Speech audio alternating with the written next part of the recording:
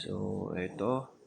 Testing tayo ng bago kong gawa na 25.6 volts, 200 Ah na battery, and 4.2 kilowatt hybrid aparato.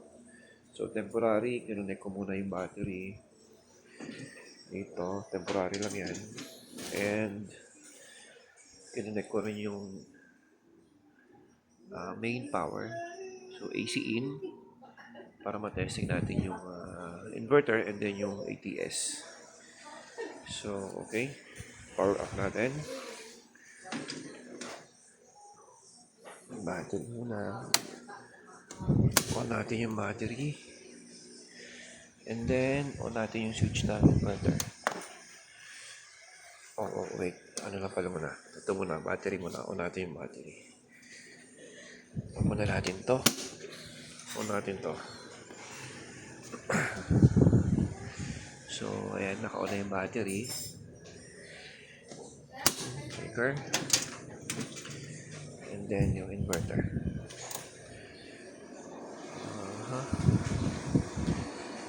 So, ayan. Energize na yung inverter. Hintayin natin na magkaroon ng output.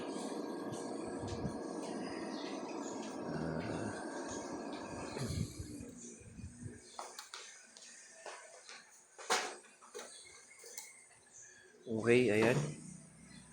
So, kumilaw na siya. May output na siya na 230 volts. So, once may output na siya, i-on natin yung AC in natin. Check natin if mare-recognize. Ayun, na-recognize na siya. Ayan. So, meron tayong AC in sa inverter. Okay. Ayan siya. So, on natin yung primary source natin. Yung load, yung output ng power galing kay inverter, yun yung primary natin. Ayan. On natin. Nag-on yung ATS. On natin yung load. Ito yung breaker ng load. So, i-check natin yan kung meron ng supply. So, saksakan natin ng electric fan. Okay. Saksakan natin yung electric fan dito. Check natin kung meron na siyang supply. Okay. So, ito yung electric fan. Saksak natin.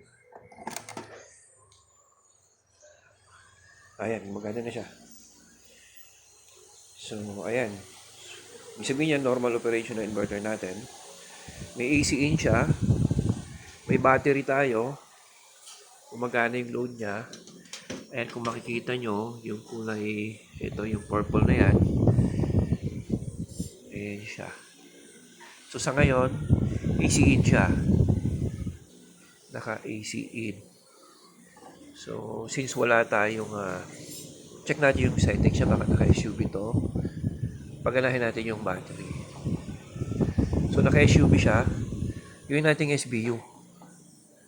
Okay, para ayan, SBU. Walang solar, so battery dapat ang gagana dyan. Check natin. Ayan. Nag-connect na si battery. So, kung makikita nyo, merong negative 3.7 ampere. So, ibig sabihin, may battery na siya kumukuha ng power. Okay. So, paano gumagana yung ATS? Yung ATS naman is for troubleshooting purposes lang yan. And, maintenance. For example, nawala ng power si primary, yung inverter natin. So, ibababa ko to. No? Bababa ko yung breaker ni primary supply natin. Okay? So, i-on natin yung secondary. Ayan, naka-on siya. Meaning, nag-green siya, ibig sabihin may supply na yung ATS. Pag binaba ko yan, dapat magta-transfer yan automatically. Yun, pumitik agad. Ayan. May power pa rin. Gumagana pa rin yung electric fan natin. So, uninterruptible supply siya. Okay?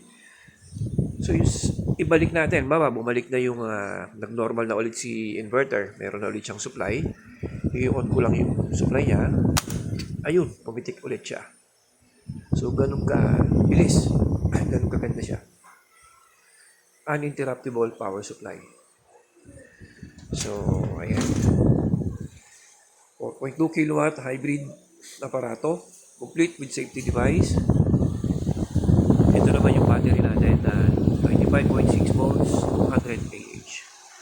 So, yung sa likod niya, kakabit na lang dito. Ito yung, dito ikakabit yung secondary supply dito. So, Meralco, pwede ikabit dyan. Dito naman sa kabila yung PB input. Diyan magkakabit yung mga panels. So, ayan. Okay, ang ganda guys. Free energy.